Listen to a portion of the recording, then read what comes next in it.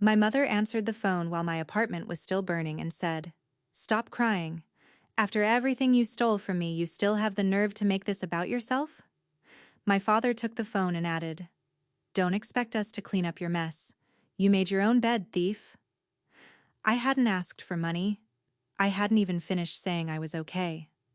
Then the fire investigator walked across the lot, held up a melted keychain in a plastic bag, and asked who else had a key to my door. The name still readable on the metal was my sister's. They had already decided I was guilty. What they didn't know was that the fire only burned paper. By the end of that spring, the family that called me a thief would have to listen to the truth they spent years trying to bury. My name is Maisie Butler. I'm 38 years old. If this story made you sit up straighter, drop a comment and subscribe. Stay with me. Let me take you back to the beginning of that night, before the phone call, before the keychain, back to the moment the smoke detector in Unit 3B started screaming. I wasn't supposed to be home. I'm a nurse. I do home health during the day, driving from one elderly patient to the next, and twice a month I pick up overnight shifts at a skilled nursing facility across town to make the numbers work. That Thursday, I was scheduled for the overnight. But one of my day patients had spiked a fever. The visit ran long, and by the time I finished charting, I was too wiped to stand at a nurse's station until dawn. I called out. I went home. I made tea I didn't drink, and fell asleep on the couch with my shoes still on. That decision is the only reason I'm here to tell you this. I woke up because the air was wrong. Not loud yet. Wrong. Thick at the top of my throat the way it gets in a house where something is beginning to go badly. I opened my eyes and the ceiling above my desk had a haze on it, a soft gray blanket where there shouldn't have been one. Then the alarm went off, and the haze turned into a wall. Here's a thing they teach you in nursing that never leaves you. In a crisis, your body wants to do 10 things at once, and 9 of them will kill you. You pick the one that keeps someone breathing. So I didn't grab my laptop. I didn't grab the box of files under the desk that I had spent 2 months building. I grabbed my phone off the couch cushion, put my sleeve over my mouth, and I walked. Not ran. Walked. Because you don't run blind through smoke. Straight to the door and out. The hallway was already filling. I banged on Gail Prewitt's door across the hall until she opened it, and I got her moving toward the stairwell ahead of me. Gail is 71 and sharp as a tack, and she did not argue. We came out into the parking lot into cold February air, and I turned around and looked up, and my windows were orange. Everything I owned was behind that glass, and behind the desk in that glass was the one thing I could not replace: a cardboard box of bank records, printouts, and a spiral notebook I'd been keeping for over a year. The reason my family had stopped speaking to me, the reason I was standing in wet socks watching it burn. I did the thing you do. I called my parents. I want you to understand something before I tell you what my mother said. I was not calling for money. I was 38 years old with renter's insurance and a savings account. I was calling because your apartment burning down is the kind of thing where you call your mother, even a mother like mine. Some reflex older than good sense makes you dial the number. She answered on the second ring. In the background, I could hear the TV, the low murmur of whatever they watch after 9. I said, "Mom, there's a fire. My building's on fire. I got out. I'm okay." And she said, "Stop crying.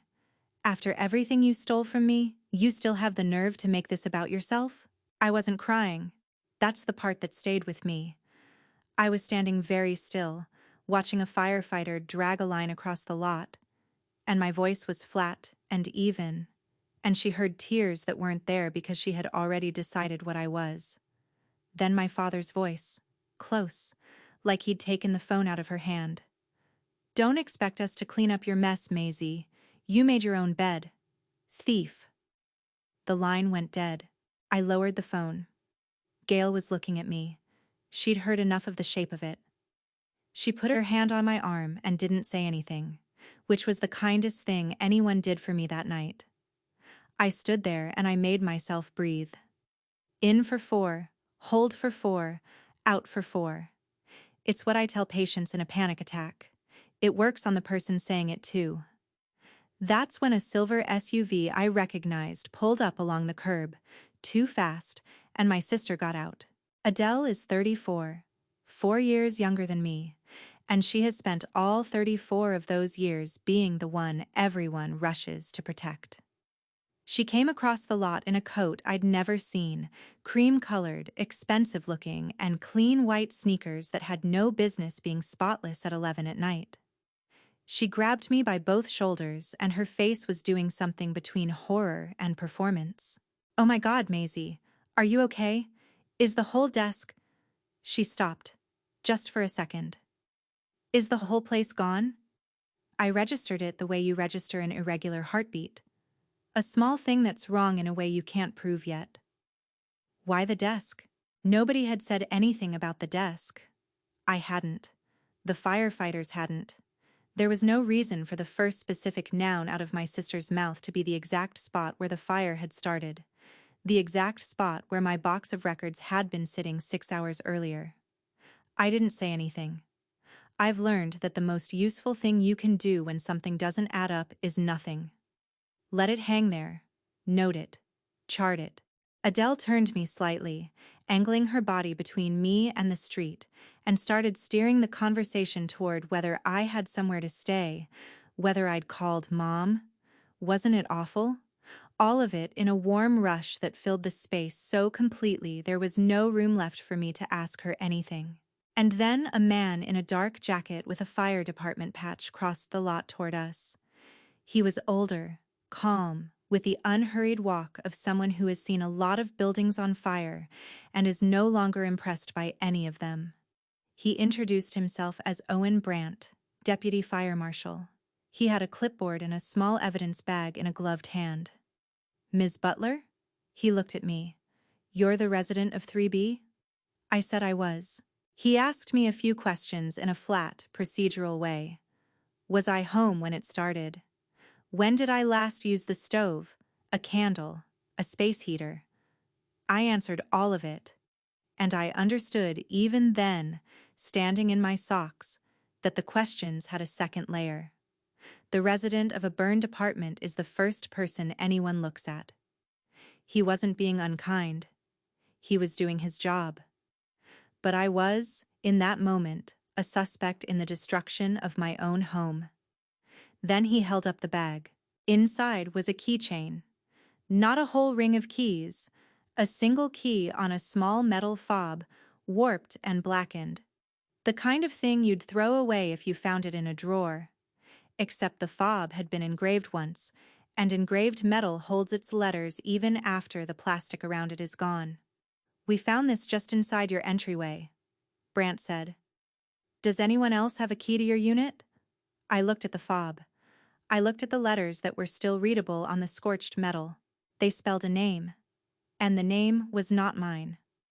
Behind me, I heard Adele's voice go bright and quick, telling our mother, who I hadn't even realized had arrived, that they should really get going, that I was in good hands, that we'd all sort it out tomorrow. When I turned, she already had her arm around Mom's shoulders, walking her toward the SUV, away from Owen Brandt, away from the bag in his hand, away from the letters on the fob. I want to explain how my family got here, because if you're thinking a mother wouldn't say that to a daughter whose home just burned down, you're right. Not out of nowhere. Something has to come first. 3 weeks before the fire, everything had already broken. It started at a Sunday dinner. In my family, Sunday dinner is not optional. My mother, Yvonne, had a stroke a little over a year earlier in October, and since then I had become the daughter who handled things. I filled her weekly pill organizer every Sunday, Monday through Sunday, morning and night. 14 little compartments I snapped shut with my thumb. I paid her bills through her online banking, because she'd handed me the login the week she came home from the hospital and said she couldn't look at numbers anymore. They swam. I drove her to the cardiologist. I was the one who knew which medication caused the dizziness and which one she could take on an empty stomach. Adele brought wine and stories. That's not bitterness. That's just the division of labor as my family understood it. There were two kinds of daughters. One of us was the strong one. That Sunday, over a casserole nobody finished, my mother mentioned that money seemed to be disappearing from her accounts. Little amounts, then bigger ones. She said it vaguely, the way she said most things now, and my father, Vincent, grunted. And I said I'd look into it, that I'd pull the statements. I meant it as reassurance. I was the one who paid the bills. Of course I'd check. And Adele set down her glass and said, "Mild as anything. I mean, I'm not saying it was you, Maisie. I'm just saying, you're the one who touches the money." I remember the exact temperature of the room after that. Nobody corrected her. My father looked at his plate. My mother looked at me with an expression I had seen my whole life and never had a word for until that night. It wasn't anger, it was relief. Relief that there was finally a name to put on the problem, and that the name wasn't the daughter she'd have to be disappointed in. That's the thing about being the strong one. When something goes wrong, you're the safe place to put the blame because everyone knows you'll survive it. I did not defend myself that night, and I've thought a lot about why. Part of it was shock. Part of it was 38 years of training. In my family, if you argued, you were creating drama. If you stayed calm, you were cold. There was no version of me that read as innocent, because innocence was Adele's role, and roles in my family were assigned at birth and never reassigned. Let me tell you about the phrase, "You're the strong one." I heard it the first time when I was 9 and Adele was 5, and she wanted my bike, the good one, and I didn't want to give it to her. My mother knelt down and said, "You're the strong one, Maisie. You'll be fine. Adele isn't like you." I gave her the bike. I was told I was strong so many times that I stopped hearing it as a compliment and started hearing it as an instruction. Strong meant, you go without. Strong meant, you carry it so she doesn't have to. Strong meant, your feelings are load-bearing, so we're going to put the weight there. It never stopped either. It just got more expensive. When I was 26, Adele wrecked a car she couldn't pay for, and my parents asked me, the strong one, the one with the steady job, to cover it, and framed it as generosity, a chance for me to help my family. I paid. When Adele needed a co-signer, I was the responsible one, so I signed. When she blew through it, I was told not to make a thing of it, because making a thing of it would upset our mother, and upsetting our mother was the one crime in our house that actually carried a sentence. Every time, the message was the same. Adele feels things too hard to be asked to carry them. You don't. So you will. By the time I was an adult, I had a whole life built on being the one who could take it. It made me good at my job. You want a nurse who doesn't fall apart. But it also made me the perfect person to frame, because a family that has spent decades deciding you don't need protecting will not protect you when you finally do. So when the smoke cleared, literally, and I stood in the parking lot, I already knew the shape of what was coming. What I didn't know yet was that everything I'd built to defend myself had been sitting on that desk. My box, my notebook, every printout. Gone. Or so my sister believed. Here's what Adele didn't know. Here's what my mother didn't know. I'm a nurse, and nurses have one commandment that outranks all the others. If it isn't written down, it didn't happen. You chart everything, every dose, every vital, every time, because the note is the only thing that survives the shift. That habit doesn't switch off when I leave a patient's house. When my mother first said money was going missing, months before that Sunday dinner, I had started keeping records. And I don't keep records the way normal people do. I photograph them, every page, every week, to a folder in the cloud. The paper burned.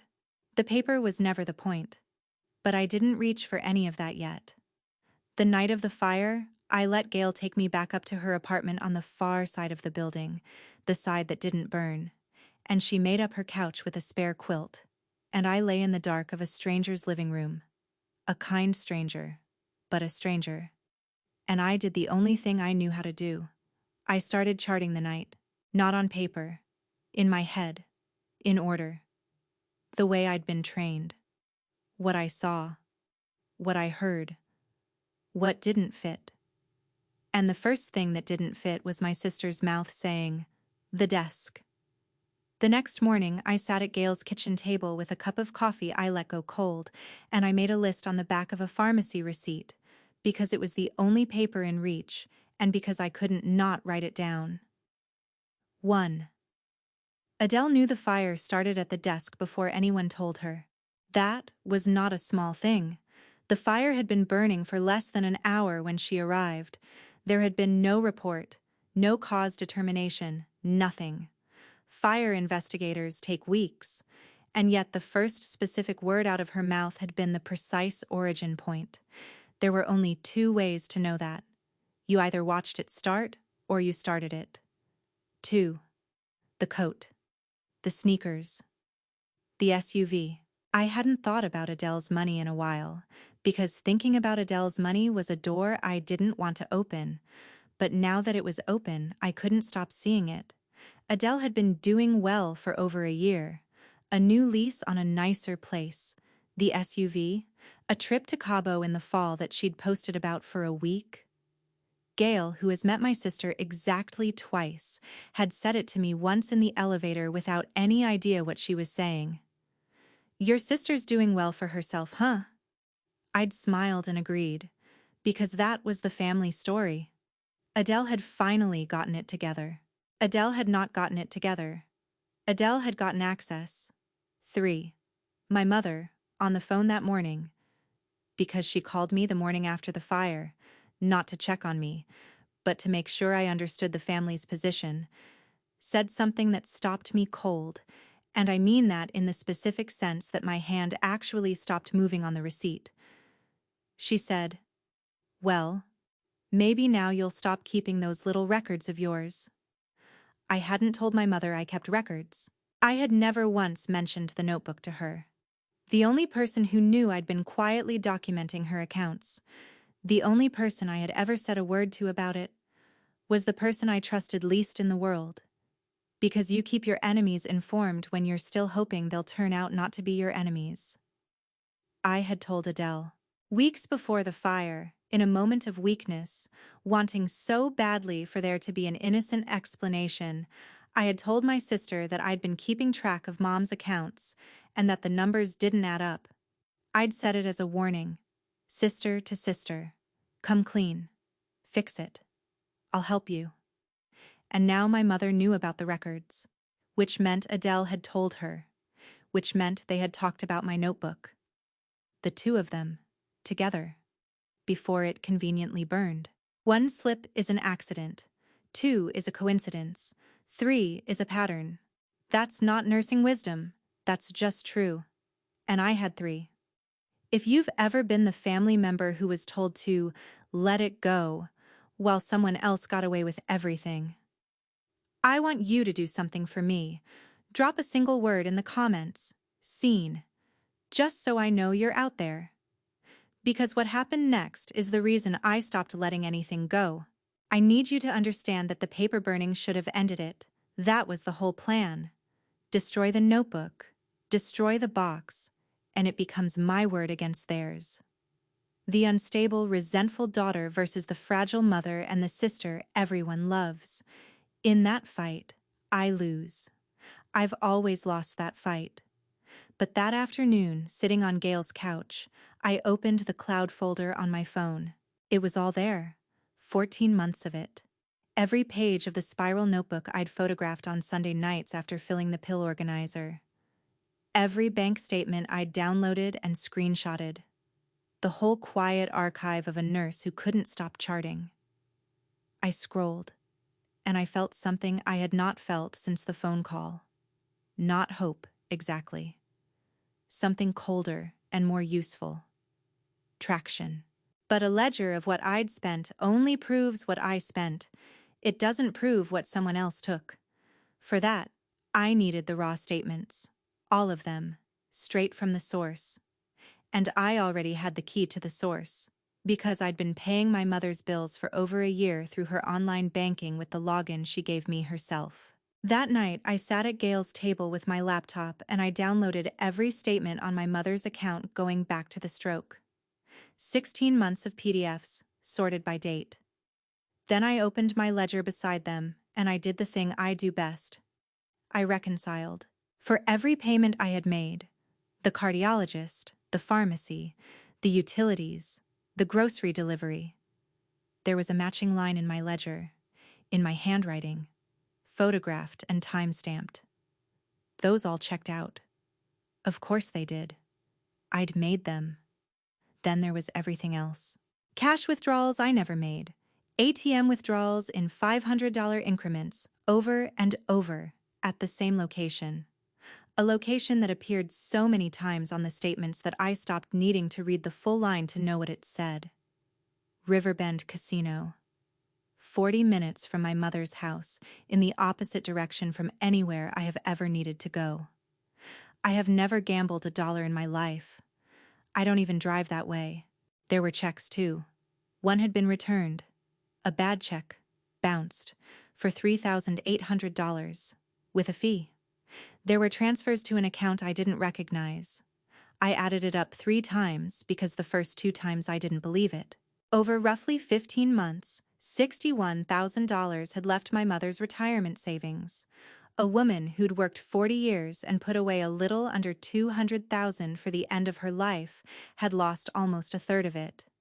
And every legitimate expense in that whole span was accounted for in my ledger, in my hand. Which meant the $61,000 had a different hand behind it. I sat with that number for a long time. $61,000. Not a moment of weakness, not one desperate withdrawal. A machine that had been running for over a year, quietly, under the cover of a sick mother and a daughter who paid the bills and could be blamed for anything. And then I found the one that mattered most. There was a withdrawal, a big one, $800, from the Riverbend ATM, with a date and a time stamped right there on the statement.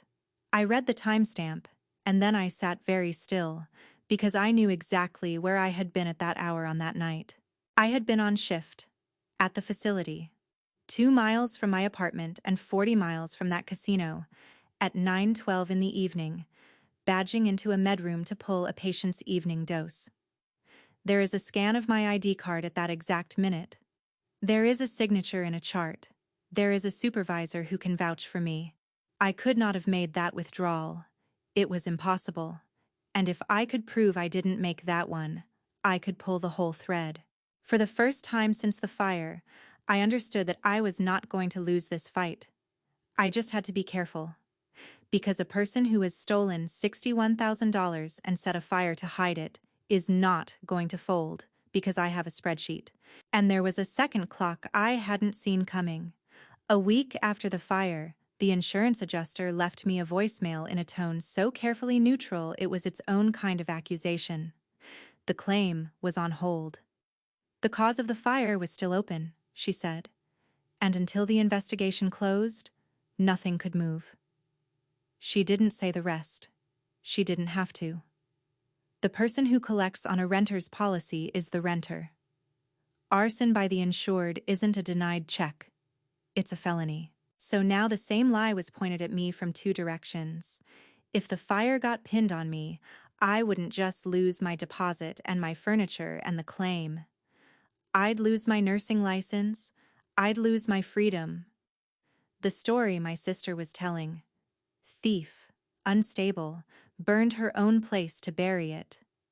Was also, if anyone chose to believe it, an arson charge with my name on it. Both accusations wore my face. I stopped sleeping much after that. But I've noticed that fear either freezes a person or sharpens them, and after a lifetime of being handed the heavy end of things, I'd gotten very good at picking sharp. A few days later, Owen Brandt called and asked me to come in. I want to be honest about how that conversation started, because it matters. It did not start with him on my side. It started with me across a table being asked, again, in that same flat voice, to account for my whereabouts the night of the fire. Where I was. Who could confirm it? Whether I had any financial trouble. whether I stood to gain from a claim. I answered every question. I gave him the facility, the shift, the badge scan, the name of my supervisor. And I watched something shift in his face. Not warmth. He never gave me warmth, but a small recalibration, the look of a man crossing a name off a list. Then he told me what they'd found. Not everything. Investigators don't hand you the file, but enough. The fire had a single point of origin. My desk. And at that point of origin, they'd found the signature of an accelerant. Something poured. Something intentional. This was not a frayed cord or a forgotten candle. It was set. Somebody wanted something on that desk to burn, Brant said. And they wanted to be sure. I asked about the keychain. He was careful. He said the fob had been recovered just inside the entry, which was consistent with someone letting themselves in and dropping it, or setting it down, in a hurry. He said it wasn't part of a larger key ring, just the single spare, on its own engraved fob. The lab had confirmed the letters. A first name, Adele. I told him the truth because by then I wanted it all on the record. Years ago, before any of this, I'd had little engraved fobs made as stocking stuffers one Christmas, one for each of us, a dumb sentimental thing. And when I moved into 3B, I'd given my mother a spare key to my apartment, on Adele's leftover fob because it was the one in the junk drawer, in case of emergency, for the fire department. For exactly the kind of night I was now living through. I had given the spare to my mother, so I drove to my parents' house that evening and I asked her, plainly, where my spare key was. My mother was in her chair with the TV on. She didn't look at me. She said, "I gave that to your sister ages ago. She needed it for something. Why does it matter now? Why does it matter now?" In the kitchen, on the little rack by the back door where the family keys hang, there was an empty hook. I'd hung that spare there myself. It was gone.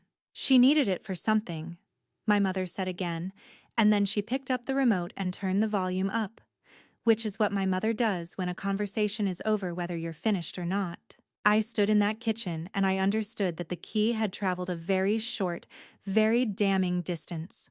From me, to my mother, to my sister, to the inside of my burning apartment. And my mother had handed over the middle of that chain without a second thought and was now annoyed that I'd noticed. I still didn't know how deep it went.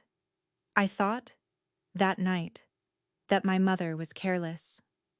I would learn later that careless was the kindest possible interpretation, and that I had reached for it because she was my mother and I wanted it to be true. Access, motive, opportunity. I had the shape of all three now, but shape isn't proof, and I needed to know Adele had actually been there. Gail gave me that. I'd been staying on Gail's couch while the insurance sorted out a temporary rental, and one evening, making tea in her kitchen, she said, offhand, "Your sister came by that night, you know. Before the fire. I saw her at the side door." I put the kettle down.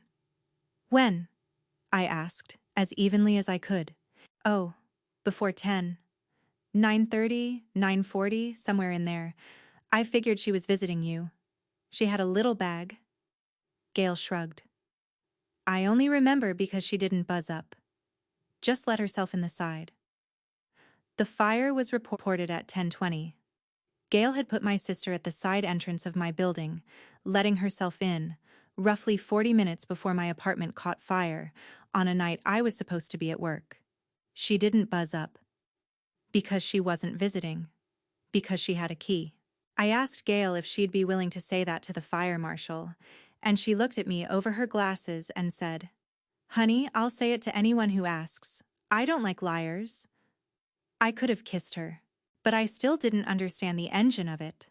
I understood that Adele had taken the money and I understood that she'd had access, but $61,000 is a lot of money to burn a building over.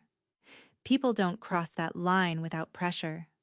So I called the one person in my family who has never once picked a side, my cousin Nate. Nate is Adele's age, closer to her than to me, the kind of easygoing guy everyone confides in because he never judges. We met at a coffee shop and I told him a version of what I knew, and I watched him get quiet, which for Nate is unusual. Finally, he said, "She hit me up for money in January. Couple grand. Said she was good for it. That something big was coming through. She just needed a bridge." He turned his cup in a slow circle. I didn't give it to her. And she got, I don't know, cold about it. Then a week later she said never mind. She'd figured it out. Figured it out how? She didn't say. He looked at me. "Maisie, she's into some people. Gambling. Has been for a while. I thought everybody knew and just didn't say." Everybody knew and just didn't say. That's the whole family in a sentence. So there it was. The pressure. A gambling debt. Real people wanting real money. A sister who needed a bridge in January and told my cousin something big was coming through. And 3 weeks later, my apartment. And the only records of where her something big had actually come from, burned to the studs. I had motive now. I had access. I had opportunity. I had a woman placed at the door. And that's when Adele made her move, because she is not stupid. And she could feel me stop being manageable. The first thing she did was take over. Within a week of the fire, Adele had installed herself as my mother's primary caregiver. She was there every day now, cooking, driving, filling the pill organizer I used to fill. I heard about this from Nate, because I was no longer welcome in the house, and, most importantly, handling the money. She'd gotten Mom to change the online banking password. My login stopped working. The tap I'd been drinking from went dry. I understood the move. It wasn't grief, and it wasn't love. It was containment. She was closing the accounts to me and isolating the one witness who could contradict the story. Our mother. Inside a house where only Adele controlled what came in and out.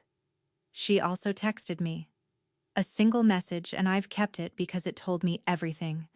"So sorry about your place. Thank God you weren't home. At least it started at the desk and not the bedroom. You could have been trapped." I read it 4 times. At least it started at the desk. There it was again. The second time my sister had told me where the fire began before there was any public way for her to know it. And the little grace note, "Thank God you weren't home," from a woman who had set that fire on a night I was supposed to be 40 miles away on shift. She wasn't relieved I'd survived. She was surprised. I didn't answer the text. I saved it. Charred it. Or it didn't happen. 2 days later, Adele called me herself. Not a text. An actual call, which she never does. Her voice had gone soft and mournful. The reconciliation voice. The one that used to work on me. "I hate that it's like this between us," she said. "Can we just talk? Sister to sister?" For about 10 seconds, I let myself want it. That's the part I'm not proud of and won't pretend away. Some part of me is still 9 years old and would give her the bike just to have her be kind to me. Then she got to the point, the way she always does, wrapped in concern like a knife in a dish towel. "I just worry about you.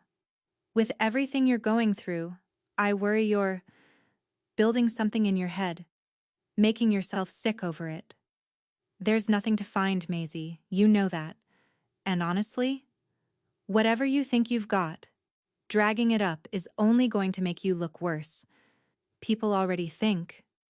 You know what they think." She wasn't checking on me. She was checking my hand. She wanted to know what I'd kept, and whether it had burned with the rest, and she'd called to find out while pretending to save me from myself.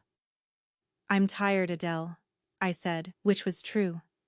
"I need to rest." And I hung up, and then I wrote down every word of it, because a person only tells you there's nothing to find when they are afraid that you will. Then the story started to move through the family, and it moved fast, because a family that has cast you as the strong one has also, quietly, always been a little afraid of you. And fear turns into gossip with almost no effort at all. My Aunt Colette called me. Colette is my mother's younger sister, warm and anxious and easily led. She got right to it, in that gentle, devastating way people have when they've already decided you did it and are calling to give you a chance to make them feel better about it. "Honey," she said, "the family's just... we're worried. They're saying you took money from your mother. That the fire... I'm sure it's not true, but people are saying you started it. To cover it up." A pause. "Are you okay? Do you need to talk to somebody? A professional?" That was the masterstroke, and I have to give my sister credit for it. It wasn't enough to call me a thief. She'd made me unstable too. A woman coming apart, stealing from her sick mother, setting fires. Every fact I might raise in my own defense could now be filed under, "Poor Maisie, she's not well." The more evidence I had, the crazier I'd look for having gathered it. She'd built a trap where struggling proved the accusation. Then my father sent me a text. My father, who had not said one word to me since the parking lot. It read, "Admit what you did to your mother and pay it back. You can do it quietly, or we do this in front of the whole family. Your choice." I read my father's message and I want to tell you what I felt, because it wasn't what you'd think. It wasn't rage. It was a strange, cold clarity, because my father had just made a mistake. He thought he was threatening me. What he'd actually done was offer me a room, in front of the whole family. He was going to gather everyone who'd been whispering, everyone who'd already tried and convicted me, put them in one place, and demand I confess. He was going to build me a stage. If you've ever wanted to see the moment the ground shifts under the people who were so sure about you, stay with me, because it's coming, and it happens in a living room, in front of everyone, and my sister sets it up herself. 2 days later, the invitation went out. A family meeting, Sunday at 3, at Aunt Colette's house, because Colette has the big living room, and because a neutral site sounds fair when you're planning an ambush. The stated purpose was to help Maisie make things right with her mother. My cousin Nate texted me within the hour. "You know what this is, right?" Then a second later, "I don't buy their version. Whatever you've got, bring it Sunday." I had a witness in the room before I even walked in. That mattered more than he knew. But before Sunday, I found the thing under the thing, the layer I hadn't let myself look at.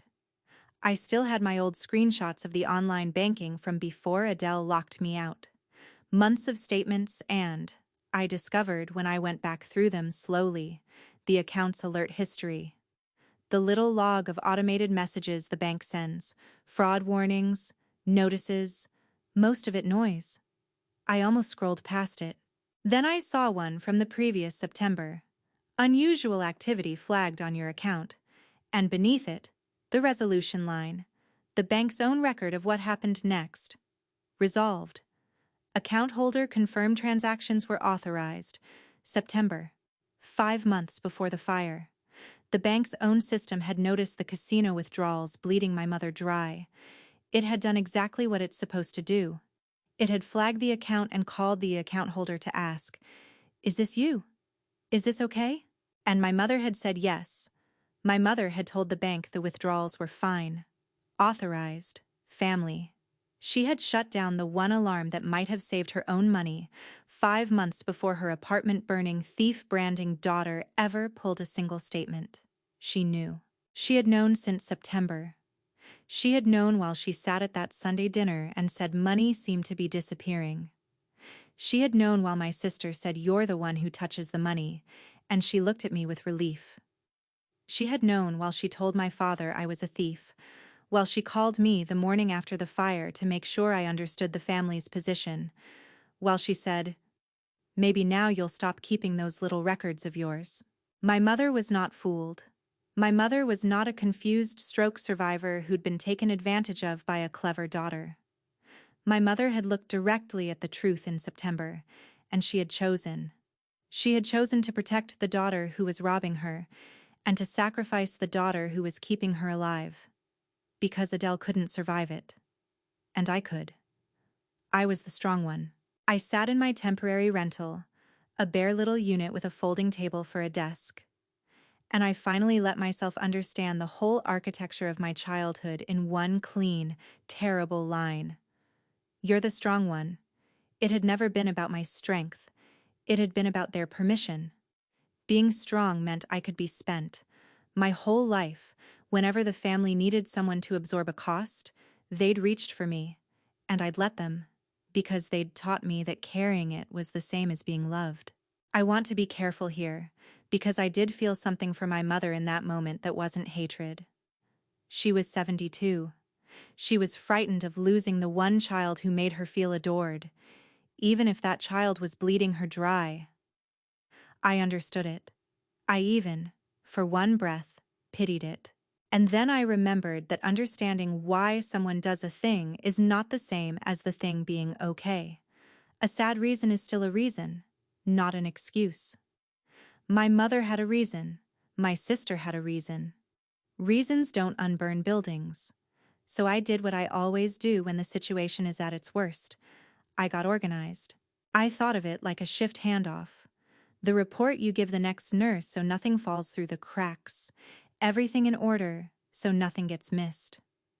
I printed my reconciled ledger beside the bank statements, the discrepancies circled in a color you couldn't argue with. I printed the Riverbend line items. I printed the 912 withdrawal and, beside it, my badge scan from that night, and a copy of my signed chart. I wrote down, word for word, what Gail had seen and when. I printed Adele's text. At least it started at the desk. I printed the fraud alert from September and its resolution. Account holder confirmed transactions were authorized. And I had, in reserve, the one thing I would not print, because it wasn't mine to print. Owen Brandt's finding that the fire was set, that it began at my desk, that a single engraved fob with my sister's name had been recovered just inside my door. I put it all in a thin folder.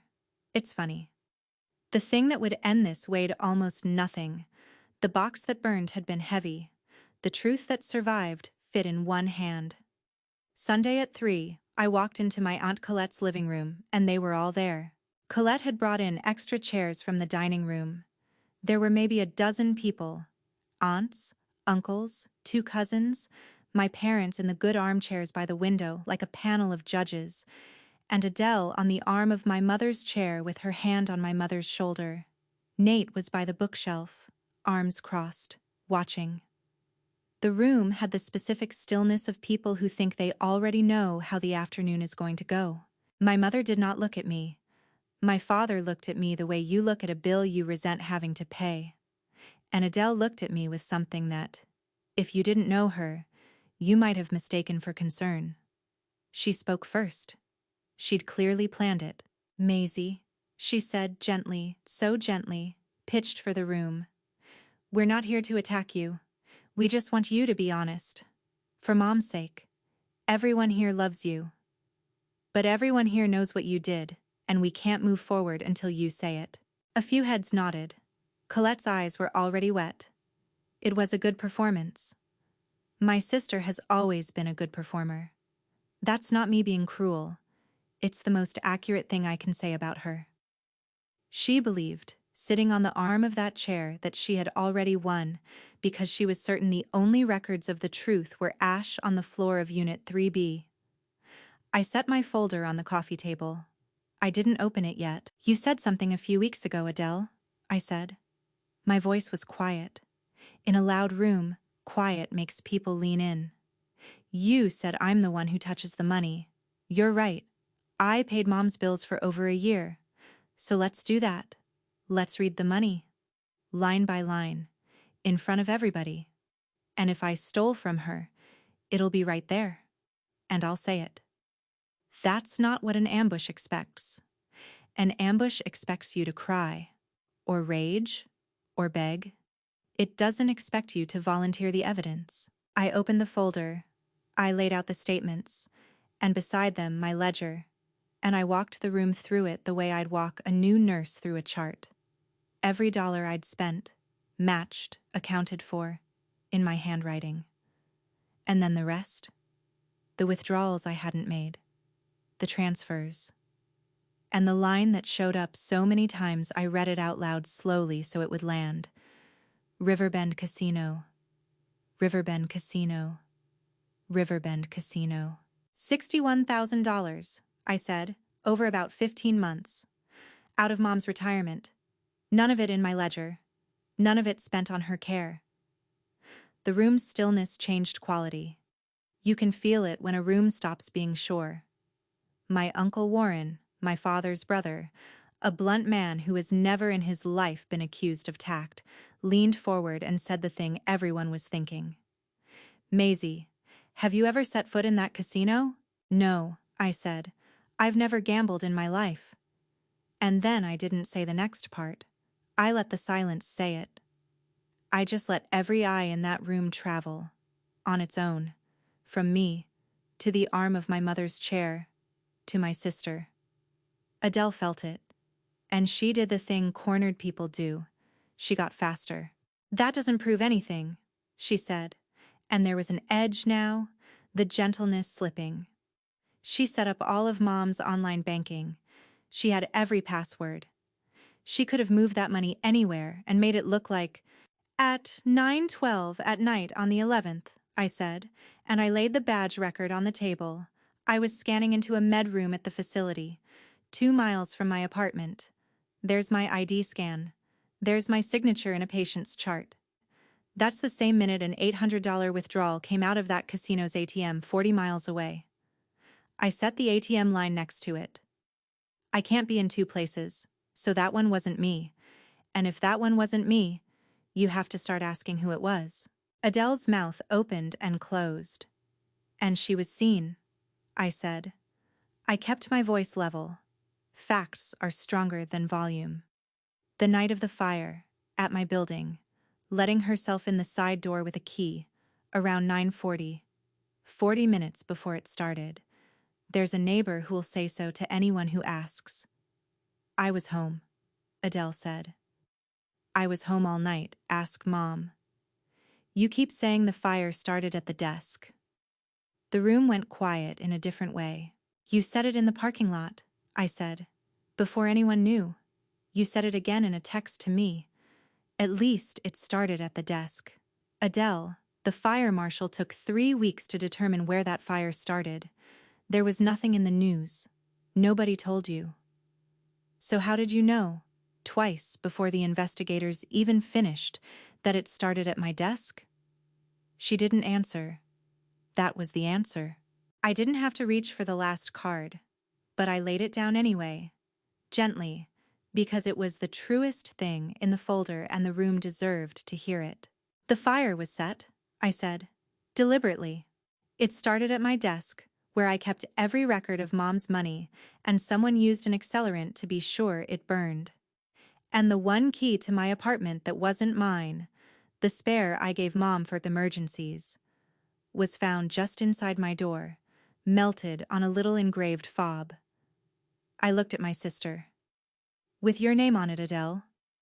For a moment, nobody in that living room breathed.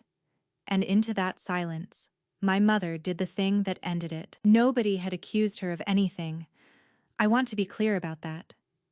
I had built the whole case around Adele.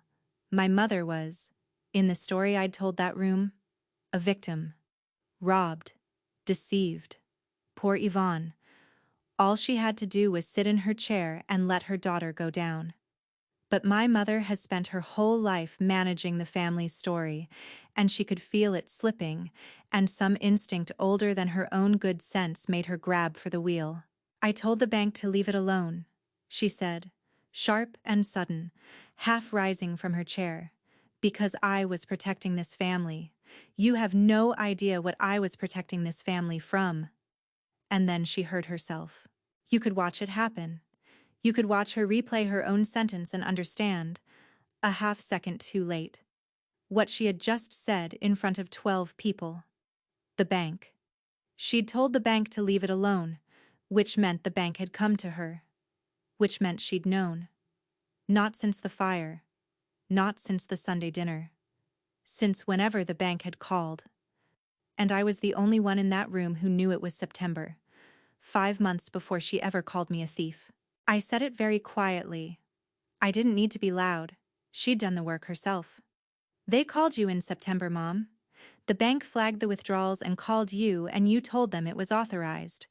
You knew in September. I let it sit. You knew the whole time, and you let them think it was me. I have never heard a room that full make no sound at all. My father turned in his chair. Slowly. He was not looking at me anymore.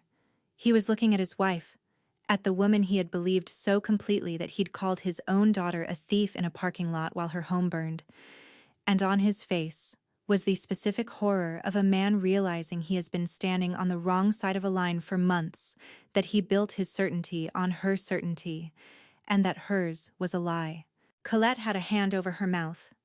Uncle Warren was looking at Adele with open disgust. Two of the cousins had, without quite deciding to, shifted their chairs a few inches away from my sister, the way people move away from something they don't want on them. Nobody gasped. Nobody fainted. It was quieter than that. And worse. It was just a room full of people, one by one, stepping off my sister's side, and there was no drama in it at all. Only weight. Adele was still talking. That's the part I remember most. She kept talking. It wasn't like that. You don't understand. Mom needed me. Maisie's twisting everything. But her words had stopped landing. The room had turned. And you can't argue a room back once it turns. She looked for a lifeline. She turned to our mother, the one person in that room who was in this with her, the only ally she had left. And I watched her wait for Mom to jump in, to smooth it, to manage it the way she'd managed every family story for 40 years. It was the most honest moment of the whole afternoon. My mother didn't look up. She couldn't help her now without drowning them both. And my mother has always known how to spot the person who's going under and step back onto the dock. Adele saw it happen. She saw her own mother do to her, in the space of one silence, the exact thing they'd spent their lives doing to me. Something in her face came apart when she understood it. I almost felt sorry for her. Almost. She'd built this gathering to break me in front of everyone, and everyone was here, and the only thing breaking was her. My mother sank back into her chair and said nothing, because there was nothing left to say that wouldn't make it worse. I could have stayed. I could have pressed it, driven the last nail, made her say the words. I didn't want them. I've thought about that a lot since. Why I didn't want the confession. I think it's because a confession is something they'd have given me, and I was done taking what my family decided to give. I gathered my folder. My hands were steady. Nurse's hands. They don't shake when it counts. I stood up. You always said I was the strong one, I said. I was looking at my mother, but I was really talking to all of them, to the whole architecture of it. You were right. I am. That's exactly why I'm the one who kept the records. I paused at the edge of the room. I'm done being the one who pays. And I left. I left the folder's copies on the table. I had more. And I walked out through Colette's front door into a cold, bright April afternoon. And for the first time in my life, I did not feel like I was leaving a fight I'd lost. Here's what happened after, because a story that ends the moment the truth lands isn't finished. Truth is a beginning too. Owen Brandt already had what he needed. My folder just confirmed the shape of it. The fire investigation was formally ruled incendiary. Arson. What I'd assembled about the money became its own separate thing, referred to the kind of unit that handles elder financial exploitation, which is a real crime with a real name, and which is what it had always been. I gave my statements. Gail gave hers, exactly as promised, to anyone who asked. The bank pulled its records. The casino had cameras, and its ATM had timestamps, and its own idea of who'd been standing in front of it. I didn't have to prove the rest. Once the truth had a thread, the professionals pulled it. That's how it's supposed to work. That's the part the movies get wrong. You don't win it all in the living room. The living room just tells everyone which way to look. My sister's life came apart along the seams she'd sewn herself. The relatives who'd whispered stopped whispering about me and started whispering about her. The debts she'd been outrunning caught up all at once. I'm told there are consequences still working their way through the system as I record this. I don't follow them closely. I found, somewhat to my surprise, that I didn't need to watch her fall to feel whole. I just needed to stop being underneath her. My mother never apologized. I want to be honest about that. Because I know how these stories are supposed to go, with the tearful reconciliation, and mine doesn't. She called me once, weeks later, and I made the mistake of hoping, for the length of one ring, that it might be that call. It wasn't. She said, "I did what I had to do for this family. Not I'm sorry, not I was wrong. I did what I had to do." Which told me she'd do it again, which told me the only thing I really needed to know. I said, "Then you don't need me to be the one who bleeds for it anymore." And I meant it kindly, which surprised me. It wasn't a slammed door. It was just an accurate description of where we now stood. I didn't abandon her. I want you to know that, because I know what it costs to say it. She's still my mother, and she's still sick. And I am still, apparently, the kind of person who can't leave a sick woman with no one. But I don't do it with my own two hands in the dark anymore, filling that pill organizer every Sunday while the family calls it nothing. I set her up with a licensed home care service. Professionals. People with oversight and records. And no reason to steal from her. And no reason to blame me. I handed off the pill organizer to a woman named Rhonda who does it as a job and gets paid for it and writes it down. I hand off. I don't carry. My father is a different, sadder story. He didn't say much after that afternoon. I think the shame of it took his voice. He sent me one text, a month later. "I'm sorry, Maisie." I believed her. 4 words and a name he didn't have to say. It wasn't enough. But it was true, and it was more than my mother managed, and I've left the door open a crack for him, on the condition that trust from me now has to be earned in daylight, in the open, on the record. He knows the terms. Whether he can meet them is up to him. Colette called me the week after the meeting. Not to apologize, exactly. Colette isn't built for apologies. But to say, in a small voice, that she'd been thinking about that afternoon, and that she was sorry she had ever picked up the phone to ask whether I needed to see a professional. "I should have asked how you were," she said, "not whether you'd lost your mind." It wasn't much, but it was a woman older than me admitting she'd gotten it wrong, and I've learned to take what's real over what's grand. Nate started coming around, easy and unbothered, the way he'd always been. He'd been the only one in that living room who never needed convincing, and he never once made me thank him for it, which is its own kind of grace.